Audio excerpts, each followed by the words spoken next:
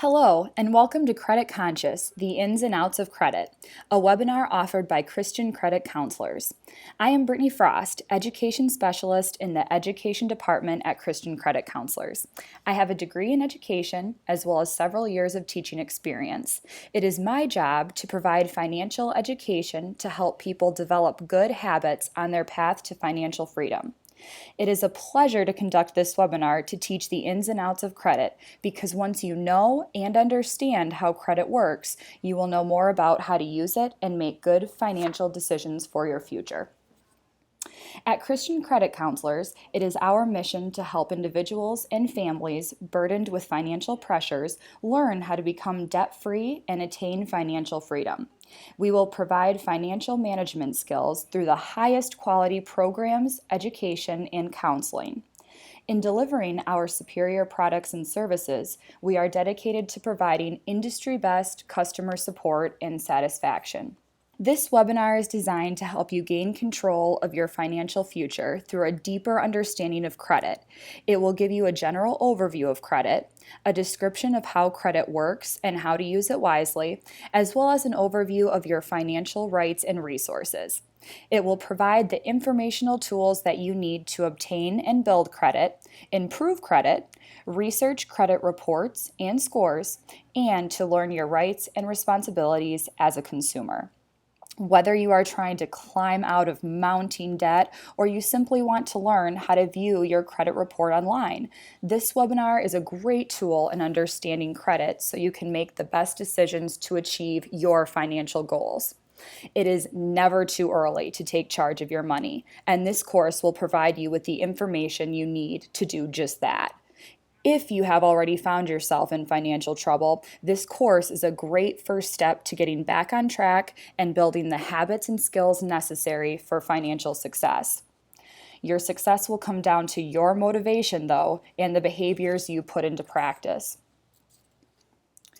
Credit can be defined as the confidence in a purchaser's ability or intention of payment displayed by entrusting the buyer with goods or services without immediate payment. In other words, credit is the amount that someone is willing to loan you that you agree to pay back in the future. Finance charges are the charge or cost of this loan. To handle it effectively and successfully, it is important to understand that credit is not a source of income because it is expected to be paid back at a designated point in the future. It is a privilege and a huge responsibility. This privilege comes with a cost of finance charges. A good credit history is crucial because lenders use that to determine whether to give you credit or not and at what rate. Credit knowledge, obtained through resources such as this webinar, and good habits can lead to a good credit history. A good credit history can help you obtain credit because it shows lenders that you are responsible with your money.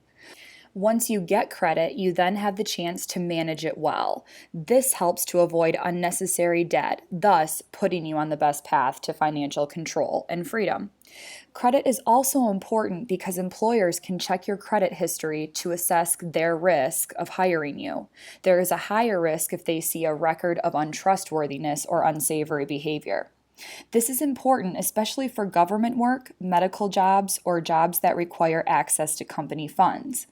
According to the Fair Credit Reporting Act of 1970, which we will also talk about later in the webinar, an employer can request to see your credit report if they have your consent first and if they provide you with a copy of the report if they decide not to hire you or take adverse action against you. Overall, if credit is handled or managed wisely, it can provide financial security and help you reach your goals. If it is misused or ignored, it can cause you a great amount of anxiety, distress, depression, and affect a lot, if not all areas of your life, including your job, goals, and relationships, etc. As with any big decision, it is important to weigh the pros and cons before you decide to apply for or obtain credit. It is a big responsibility that could have major implications on your life, so it should be researched and consciously decided upon.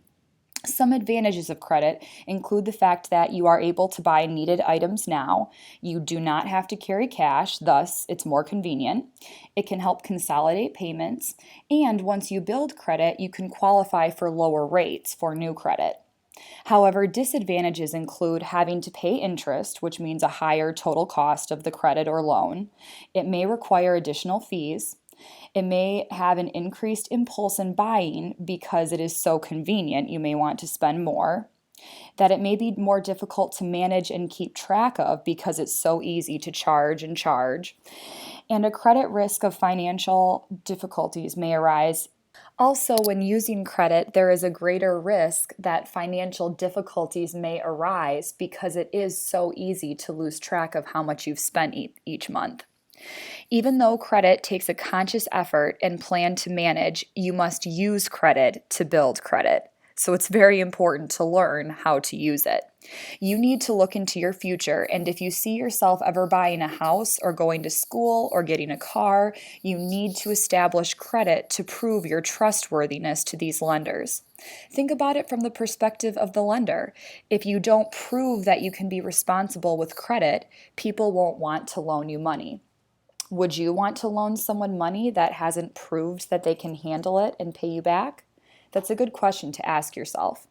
Credit comes in many forms, such as secured and unsecured, and under those categories are things like credit cards, charge cards, and auto loans. So it is important that you understand and research how each form works so that you know which one best suits your needs, thus giving yourself the best chance to repay it. Secured credit is usually used to purchase big items such as a car, home, or appliance. With this kind of credit, the creditor guarantees that it will be paid back by putting a lien on an asset you own. They use, for example, your house or car as collateral. The lien entitles the creditor to take the asset if you don't live up to the terms of your credit agreement. In other words, the creditor secures the repayment of this credit through your assets. Common types of secured credit include car loans, mortgages, and home equity loans. Due to the fact that it is secured, there is a lower risk for the creditor if the consumer fails to pay. Thus, interest rates tend to be lower. Just remember, less risk equals lower rates. On the other hand, when your credit is unsecured, you simply give your word to the creditor that you will repay what you borrow. There is no collateral or security. Examples of unsecured credit are credit cards, medical bills, and utility bills. Due to the fact that it is unsecured, it is more of a risk, which typically means higher interest rates. Ask yourself what you need and what you can manage to pay back, because there are risks, consequences, and responsibilities for each form of credit. Other examples of credit include single payment credit, installment credit, and revolving credit. Single payment credit is paid in one lump mature sum, such as with medical or utility bills. With installment credit, also known as close-ended credit, you borrow a certain amount of money for a set period of time, and you repay the money by making a series of fixed or installment payments, for example, mortgages, car loans, and student loans. If your credit is revolving or open-ended, the creditor has approved you for a set amount, your credit limit, and you can access the credit whenever you want, as often as you want. In return, you must pay the creditor at least a minimum amount on your account's outstanding balance each month. Retail store cards, credit cards, and home equity lines of credit are examples of revolving credit. After you assessed your needs and researched and chosen the type of credit that may work best for you and your goals, now you will start the application process. To obtain credit, you can apply for credit at institutions such as a bank, credit union, national credit card company, business, and/or department store. Try to avoid several applications. The fewer the better, because applying for several credit cards, especially within a short period of time, can affect your credit score more than if you had just applied for one. Credit inquiries will not hurt your scores as much as negative information, but it can still affect them, so just be mindful and do research beforehand. When shopping for an auto loan, however, multiple inquiries within a shopping time frame of typically 14 days don't hurt your credit because they are counted as a single inquiry. So keep this in mind when you're shopping for an auto loan. In choosing or shopping for a credit card, a better practice overall is to read about the features of the card on the company's website and then only apply for the one that has the features you want. Beware of scams or guarantees without the need for information on your credit history. Be informed by researching and understanding the interest rates, terms, and conditions. After you apply, lenders look at your credit history, especially over the last 2 years, to determine the risk of loaning you money and offer higher or lower interest rates based on your perceived risk.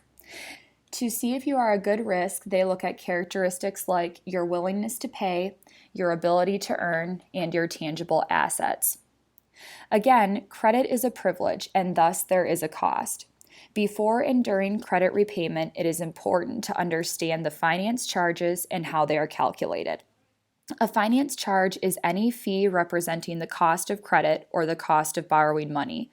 It is interest accrued on and fees charged for some forms of credit.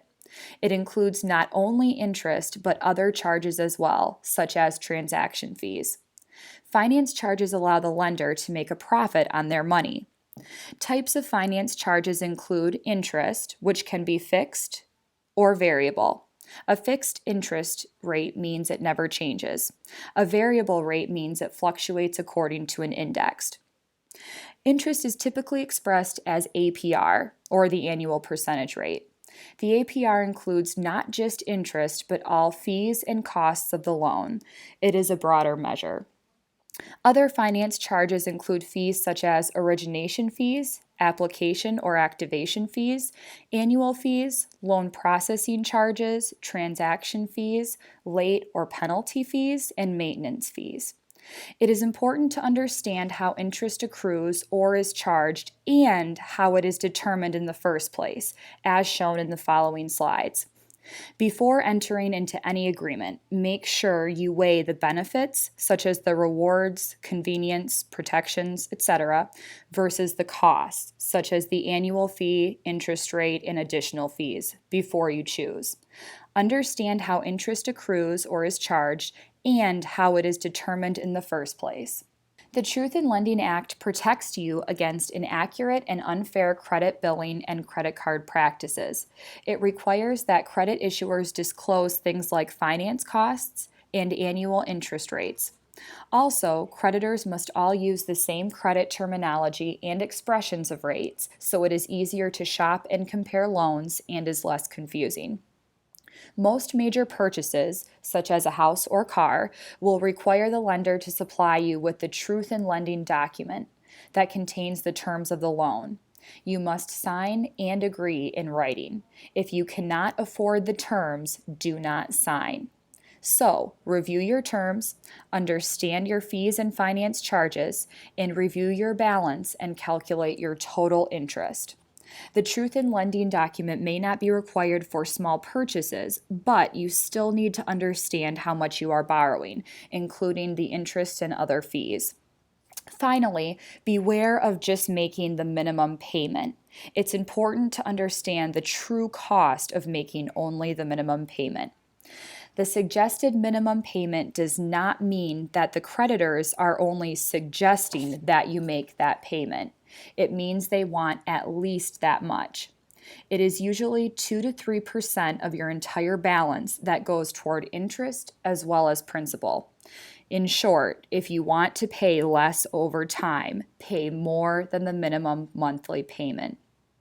The chart below shows what you will pay each month if you make no additional charges using this card, the time it will take you to pay off the balance that is shown, and the estimated total you will end up paying overall. As you see in this case, you would save $23,565 by making a monthly payment of $285 rather than the minimum monthly payment. It would also take a significantly lower amount of time to pay for the purchase. Here are some examples of interest rates for credit cards, auto loans, and mortgages. As you can see, unsecured credit has the higher rate because it is a higher risk. It is smart to be aware of typical interest rates so that you can detect red flags on scams that charge unusually high rates. To further compare rates and for more financial information in general, visit www.bankrate.com, which is also located in the resources section of your webinar handouts. To tie it all together, here is an example of the true cost of a $2,000 purchase. As you can see, the true cost of the $2,000 purchase is actually $3,722, including interest, if the minimum payment is made. Of course, the true cost varies with the rate and the monthly payment that is made, but still, it is good to have it calculated before the purchase so that you know what you will actually pay over time. To calculate the true cost of a purchase, including interest, you can go to bankrate.com. There are also many free calculating tools online. In short, though, know your total cost, including finance charges, as well as your repayment plan before making a purchase. If you have trouble coming up with a way of repayment, you may want to rethink your purchase or think about how you can increase income. Specifically, in regards to credit cards, the cost of credit card debt is not as straightforward as a fixed mortgage. Credit card debt is unsecured, revolving, and a line of credit. So keep these things in mind. First of all, only apply for necessary credit or credit that you have determined that you need. Know your cost. Figure the total price when paying with credit, including annual fees, late payment fees, transaction fees. Know the annual percentage rate, and also know that interest is accrued or charged in usually 4 ways: the average daily balance, the 2-cycle average daily balance, the adjusted balance, and the previous balance. The most common is the average daily balance, when the balance is averaged from day to day. Also, make sure you shop around, do your research. Look at various sources to gather all the information. Research a bunch of different types of credit cards, such as a bank card, a retail store card like JCPenney, a gas card, travel and entertainment cards, secured cards, and charge cards. Also, research and compare features within those cards, such as the credit limit, the minimum payment, how widely the card is accepted, what services and benefits are available, the grace period, and the promotional period. Also, a lot of these cards come with other benefits such as cash back, sales discounts, and rental or hotel points. So choose one that's right for you after your research. And finally, understand the contract. Read it carefully. Once it is signed, get a copy of it and do not rush into signing anything. Most of all, know your penalties for missed payments, just so you know what you can be getting yourself into. Here is an example of how to compare the costs and benefits or rewards of each credit card.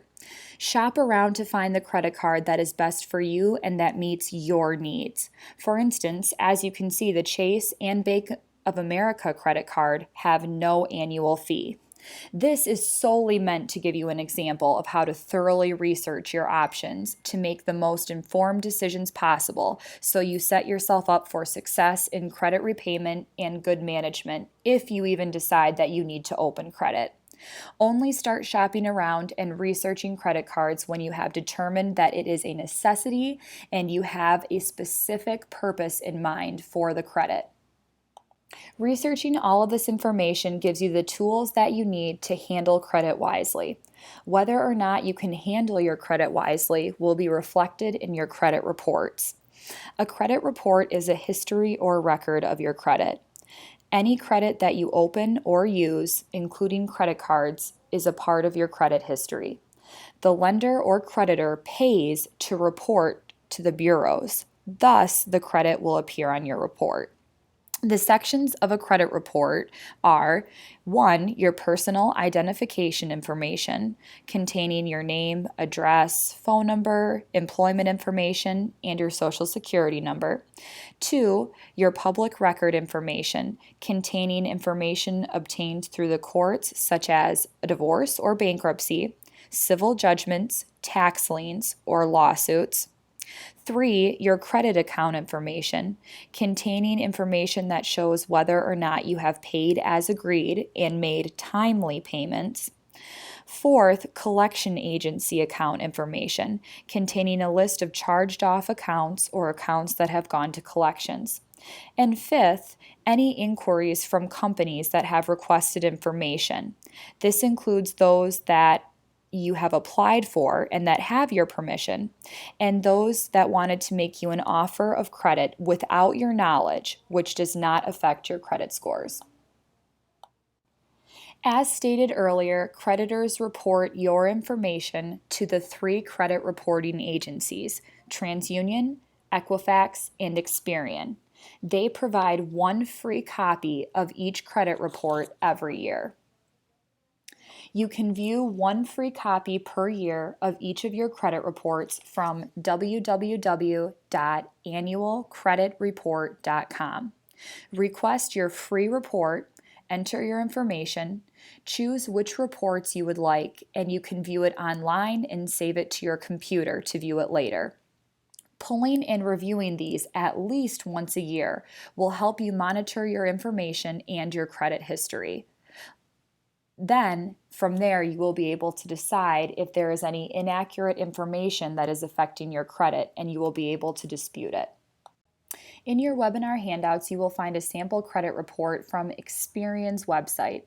In fact, the websites of the 3 credit reporting agencies are a great resource for any questions you may have about information on your credit reports.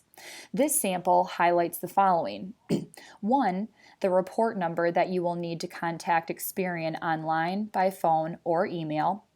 2. The index that gives you links to help you navigate the sections of your credit report. 3. Any potentially negative items that creditors may view less favorably. 4. You'll see the status of the account, for example, if it is paid or 90 days past due. 5. Accounts in good standing that creditors may view favorably. 6. The type of account that tells you whether it is a revolving or an installment account. 7. A request for your credit history or those inquiries that we talked about. 8. You'll see any personal information. 9. You'll see your address information. And 10. Finally, any personal statement that you added to your report. In general, though, there are 4 things that you should do or check when viewing your credit report. First, review all your personal information for accuracy. Second, check public records and your account information.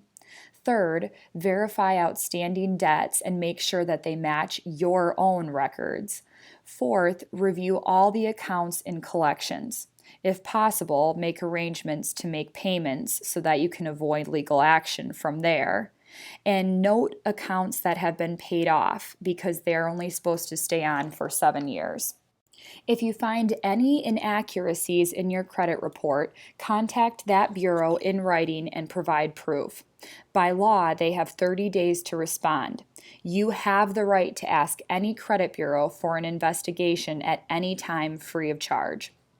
To correct errors, go on the credit bureau's website and use the dispute link that you'll find, or you can copy your credit report, highlight the error or issue of concern, write a letter of dispute explaining the error, copy any additional information to prove or defend your position, send it to the credit bureau, and the bureau will investigate and reissue a report within 30 days. Your credit history is meant to be just that, a history of your credit. However, it is not permanent. Certain items remain on your report longer than others. For example, promotional inquiries, or those that a credit company sends to you as solicitation, can stay on for 6 months. Credit inquiries, or those that you apply for, can stay on for up to 2 years. Negative items such as delinquencies, garnishments, repossessions, court orders, evictions, unpaid child support, and paid tax liens typically stay on for 7 years. Unpaid tax liens, however, can remain for up to 15 years from the filing date. Paid or unpaid judgments remain for 7 years, but a paid will have a slightly less of a negative effect. Chapter 13 bankruptcy is automatically deleted 7 years from the filing date because it requires at least partial payment of the debt, while Chapter 7 bankruptcy is deleted 10 years from the filing date because none of the debt is repaid. Closed accounts with no negative information, however, or no negative history, remain for 10 years. So the good news is, in general, accounts with positive information that are closed remain longer than those with negative. Again, a credit report is a history of your credit, thus it can be multiple pages long. The information in your credit reports is used to calculate your credit scores. A credit score is a numeric value widely used by lenders to evaluate your credit worthiness, or how likely you are to pay your bills. It is a 3-digit score derived from mathematical interpretation or information in your credit files. Credit scores may vary based on the scoring system, but the most common scoring system is the FICO system, or Fair Isaac Corporation. Your FICO score ranges from 300 to 850, with most people scoring between 600 and 700. Your FICO score is determined by evaluating factors in these 5 categories, such as your payment history, your amounts owed, your length of credit history, new credit, and your types of credit used. So for example, your payment history. Are your payments on time? Are there any accounts in collections? Any judgments? For the amounts owed, how much of your mortgage or installment loans are paid off? How much of your credit limit are you using? In this category, using only 1/3 or 30% of your credit limit is ideal, so keep that in mind. As far as the length of your credit history goes, how many accounts are there? How long has each one been open? If it is a positive account, the longer it is open, the better. So if you have any accounts that are positive, it is suggested that they stay open so they can positively affect your credit for as long as possible. The new credit category includes inquiries from pre-approved offers that are not disclosed to creditors and not used in your scoring, and it consists of those recent inquiries that were initiated by you, as we spoke about earlier, and that stays on the report for 2 years. As far as the 5th category, types of credit used, your FICO scores will consider your mix of credit cards, retail accounts, installment accounts, finance company accounts, and mortgages. Overall, it is important to be informed of and monitor your scores, but make sure that you don't get so caught up with your score that you let it determine your financial behaviors, rather than letting your behaviors determine your score. To get your FICO score, go to www.myfico.com. You will have to pay. Also visit www.creditkarma.com for free credit scores, monitoring, and advice. They provide estimated scores from TransUnion and Equifax. The higher the score, the better perceived risk you are, the lower the interest rates and better terms you will get. Just remember that. This graph will not only give you an idea of the factors that might go into calculating your credit scores, but it also serves as a great visual for what you can start concentrating and working on to build or improve your credit. So what is considered a good credit score? In general, lenders view a credit score of below 600 as having a higher degree of risk, and that may mean higher interest rates for you. They view a score of 600 to 700 as mid-range, depending on the lender, and a score of above 700 as having a low degree of risk, which means lower interest rates for you. Lenders may look at the past 12 to 24 months, your income and length of time at job, your down payment, your credit report, as well as your debt to income ratio, which is when you take your total monthly debt divided by your total monthly gross income. This should equal less than 33%. In other words, it is the percentage of gross monthly income that goes toward paying your debt. Lenders may use the debt to income ratio to determine what percentage of your income is available to make another loan payment after everything else is paid. In other words, it's just another measuring tool they can use to decide if you are worthy of a loan. It is a good idea to be informed and keep tabs on how much debt you carry. Now you have a way to measure that. You'll have a way to measure how much is too much, and you'll also have a way to see yourself through the eyes of the lender with this debt to income ratio. Here are just a few examples of how certain actions can cause your credit scores to drop. Applying for new credit and opening new loans or accounts can cause a small drop. Paying late or maxing out your credit cards, thus using your entire credit limit, or over 30% like we talked about, can cause your score to drop further. Paying multiple loans late, charged off accounts, foreclosures, bankruptcy, and debt settlement will cause your score to decrease substantially. Simply being aware of the consequences of all of these actions can cause motivation for you to not let them happen. If you lose control of your credit and get into debt, research your next plan of action carefully because they each have different effects on your credit history and scores. Keep in mind that at any time you can pay your debts and manage your credit by yourself for free with the proper knowledge and motivation, which, by the way, is the whole goal of this webinar. Debt management programs like that of Christian credit counselors will actually help your credit score over time because we require you to make consistent, on-time monthly payments that we then pay to your creditors.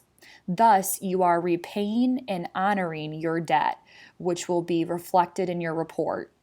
Make sure it is a reputable and legitimate program that you choose, like ours, that discloses all information to you before you have to sign anything. What we do here is very different from debt settlement, where you are not repaying your debt in full or as you originally agreed.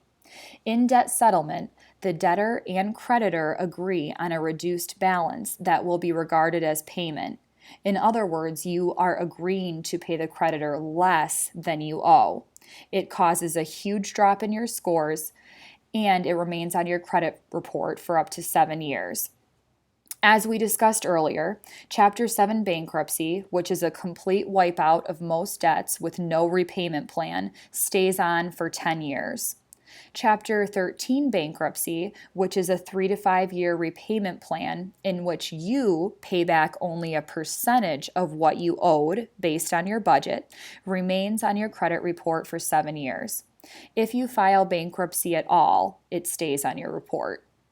If you have any more questions about bankruptcy, it may be best to contact an attorney for a free consultation for more information. Whether you are in debt and desperately need to repair your credit, or you just want to start building your credit, here are just some of the key rules to properly use it and build it. First, research and shop around for the best loans and rates possible using the methods that we discussed earlier in the webinar. Read and understand your contract fully before signing anything. Only borrow what you can pay back, so make a plan ahead of time. Pay on time and in full. Pay more than the minimum amount due. Remember, payment history is the most weighted aspect of your credit worthiness. And finally, when utilizing 0% interest promotions, make sure you calculate your monthly payments to pay off the full balance within the given time frame. If you don't, you will pay interest on the entire purchase. Other rules and tips may include limiting yourself. For example, with a credit card, maybe only make 1 or 2 necessary purchases per month. Notify the lender if you cannot meet a payment immediately. Promptly report lost or stolen cards. Avoid paying annual or extra fees, unless, of course, you find that they are beneficial. Remember, borrowing is not a source of income, so do not treat it as such. And finally, maybe you try to use cash as often as possible, since the average person spends less when using cash instead of a credit card. In summary, or when you are in doubt, when it comes to credit, use a little and pay it all. In order to improve credit that you have already damaged, pay all bills on time, pay off current debts by paying extra, keep your balances low. Remember, it's suggested that it's 30% or less of your credit limit. Be informed by pulling your credit report at least every 12 months. Correct any errors or inaccuracies that you find on your credit report. Do not close old accounts in good standing. Remember, keep as many positive accounts open as possible. Don't close too many accounts at once, and do not move your debt around. If you are just starting to establish credit, you may find it difficult to get a credit card or loan at first, so here are some options. Look into a secured credit card, which is a type of credit card that is backed by a savings account as collateral on the credit available. Money is deposited and held in the account backing the card. This is usually used by people with no credit or a past history of bad credit to build or establish it. Also, to build or obtain credit, some people have a cosigner on a loan. If you are considering this, make sure the cosigner has good credit and is trustworthy. Remember, the main rule is to first only open credit that you need or is necessary. Use a little credit and pay the entire balance. If you notice you are struggling to make payments or you have missed a payment already, contact help immediately, ideally from a financial professional. Ignoring the problem, no matter how stressful it is, will only make it worse and more difficult to solve in the future. Take it step by step and start solving the problem now. Do the work and be patient. Credit can be damaged very quickly, but it can take a while to repair. Just understanding this will hopefully give you more patience in building it and hopefully give you more motivation as well. If you have already paid off your accounts, you can establish a steady work record, open a checking account and don't bounce checks or overdraw, or you can open a savings account to make regular deposits. Save for emergencies so you don't get hit with unexpected costs or needs for more credit. Always proceed with caution when getting or shopping for credit. There are some loans out there today that are costly for consumers and should be avoided. Watch out for predatory lenders with high rates, questionable fees, and unnecessary charges. Read the fine print because they can be almost impossible to pay back. Some clues may be if the offer is based on home equity rather than ability to pay back, unusually high interest rates, and if they add excessive points to loans without lowering the interest rates, or any other unnecessary fees such as a prepaid single premium credit life insurance fee. If you qualify for a low APR, make sure you know what the APR is after the low introductory rate expires, which is usually 90 days to a year. Be aware of the default APR in case you fail to make a payment. Failure to pay your existing credit cards will affect interest rates you get on new cards. Beware of payday loans and cash advances. Payday loans are basically borrowing from your future income, but for a fee. They have a small balance, high interest, and high risk lenders. A typical amount is $500 with a $75 interest charge due 2 weeks later. They have an average term of about 9 months. Other examples include a car title loan, which is an emergency loan with your vehicle as collateral, and pawn shop loans, in which you are given a loan in exchange for leaving an item, such as jewelry or an electronic device, as collateral. This has high fees and a high interest rate. Also beware of renting to own. Be careful about getting an appliance for a small weekly payment. When you add up all of the payments, you'll find you are paying 2 to 3 times the amount that you would have if you had just paid retail for the same thing. Compare and shop around so you are educated on the average interest rates so you can identify the red flags. For example, a new credit card can have an interest rate of 15 to 19%, and a 6-month auto loan can have an interest rate of 2.30% to 5%. Some lenders rely on the consumer's lack of understanding of what a good interest rate is. Take out only what you can pay back, make sure the fees are reasonable, and understand every word on the agreement. Do not succumb to pressure. When you use credit, you enter into a contract with the creditor in which you agree to pay under certain terms. This comes with rights and responsibilities. The Truth in Lending Act of 1968 ensures that consumers are informed about costs and conditions of borrowing. It requires every loan agreement to disclose the APR and due dates and other characteristics of the agreement. The Fair Credit Reporting Act of 1970 protects the privacy and accuracy of information, requires the 3 nationwide credit reporting agencies to provide you with an annual free credit report. It allows consumers to limit the amount of credit or insurance offers they receive. It requires the credit reporting agencies to disclose to you who requested copies of your file. And under this law, both the credit reporting agency and the information provider, in other words, your creditor, are responsible for correcting inaccurate information on your report. You, as the consumer, have the right to dispute. The Equal Opportunity Act of 1974 prohibits discrimination in giving credit and requires lenders to specify the reason your application was rejected. The Fair Credit Billing Act of 1974 sets up a procedure for the quick correction of mistakes that appear on consumer credit accounts. This allows consumers to dispute billing errors.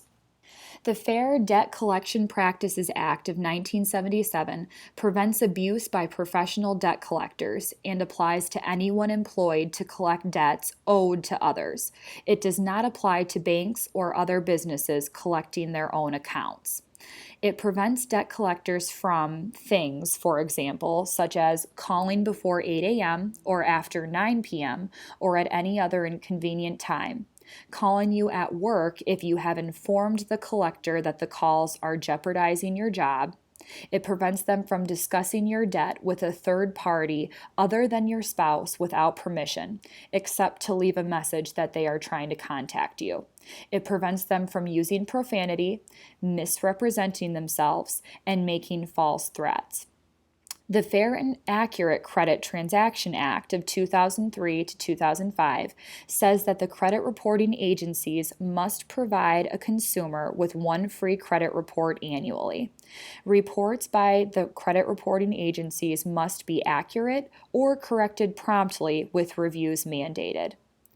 Under the Credit Card Accountability, Responsibility, and Disclosure Act of 2009, credit card issuers must notify you of a change in terms at least 45 days in advance. Issuers cannot increase the annual percentage rate, fee, or finance charges except in specific circumstances. Also under this act, 2-cycle billing is banned. Issuers cannot charge an over-limit fee, and due dates can no longer change from month to month. A creditor or collector cannot take any wages, money, or property without first suing you in court, winning, and obtaining a judgment. This, however, does not apply to debt owed to the government. Also, for secured debt, the lender may not have to go to court to first repossess the collateral that was secured by the loan in the first place. In most instances, you cannot go to jail for non-payment of debt, even if you have lost a lawsuit. If you are denied credit, ask the creditor if you can provide additional information or arrange alternate credit terms. Review your credit history so you can take steps to correct any errors, and improve your credit worthiness by paying bills on time, increasing your income, or reducing spending. If you are in financial trouble, do not ignore it. Seek out good advice immediately. Use common sense and look for those red flags that we talked about on the precautions page. And finally, get help dealing with creditors. Researching all of this information gives you the tools that you need to handle credit wisely. Whether or not you can handle your credit wisely will be reflected in your credit reports. A credit report is a history or record of your credit. Any credit that you open or use, including credit cards, is a part of your credit history. The lender or creditor pays to report to the bureaus. Thus, the credit will appear on your report. Also, if you have time, please follow the link for our survey and tell us how we did. Your feedback matters. Tell us how we can better serve you. Thank you so much for your time. We appreciate the time you took to get on the path to financial freedom. This is your first step. We encourage you to use our resources and the information in this webinar to continue your research and pursuit of financial stability and success.